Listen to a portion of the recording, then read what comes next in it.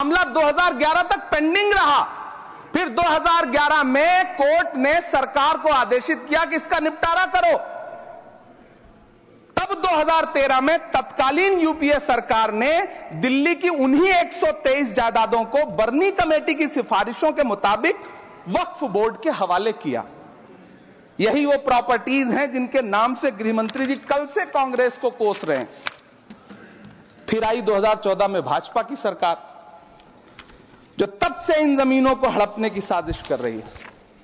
जिस बिल को मुसलमानों के हुकूक की हिफाजत करने वाला बिल बताया जा रहा है, उसी को पेश करने के लिए और उस पर बात करने के लिए लोकसभा में भाजपा सरकार के पास एक भी मुस्लिम सांसद नहीं है। जिस वक्त, मैं लोकसभा कह रहा हूं, सुना करिए, जिस वक्फ बिल को मुस्लिम महिलाओं को हक दिलाने वाला बताया जा रहा है, उसे संसद में पेश करने वाली पार्टी के पास न तो राज्यसभा में, न लोकसभा में, न देश की किसी विधानसभा में एक भी मुस्लिम महिला सदस्य नहीं।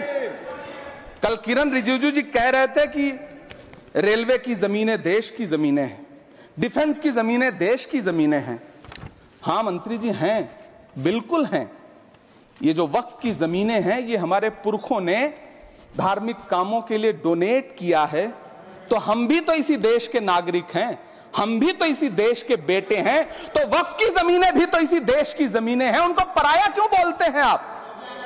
सभापति महोदय अशफाकुल्लाह खान जब फैजाबाद की जेल में फांसी के फंदे पर झूल रहे थे, तो इसी देश की जमीन के लिए झूल रहे थे ना।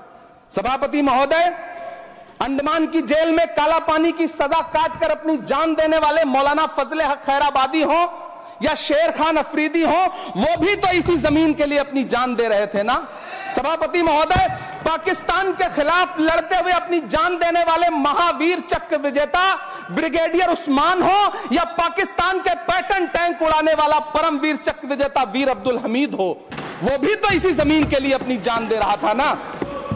और मंत्री जी, मैं इस सदन में अलग ऐलान ये कहता हूं कि जब भी इस देश की जमीन को लहू की जरूरत होगी, आपसे 2 कदम आगे इमरान खड़ा मिलेगा। ये मैं आपसे यकीन दिलाते हुए कह रहा हूं। सभापति महोदय, मैं सरकार से कहना चाहता हूं, हमसे हमारी इबादत गाहें तो मत छीनिए ना, हमारे घरों पे बुलडोजर तो मत चलाइए ना, हमारी कब्रों में तो हमें सुकून से सोने दीजिए ना।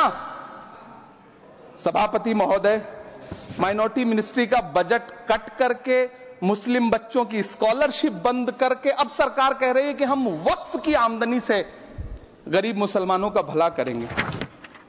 गुजरात की बेटी बिल्किस के बलात्कारियों की रिहाई के बाद उन्हें माला पहनाने वाली लोगों के नेता ये कह रहे हैं कि यह बिल मुस्लिम महिलाओं को उनका हक दिलाएगा।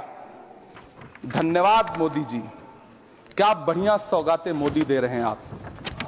पहले हमें गुजराते मोदी दिया, आप सौगातें मोदी दे रहे हैं।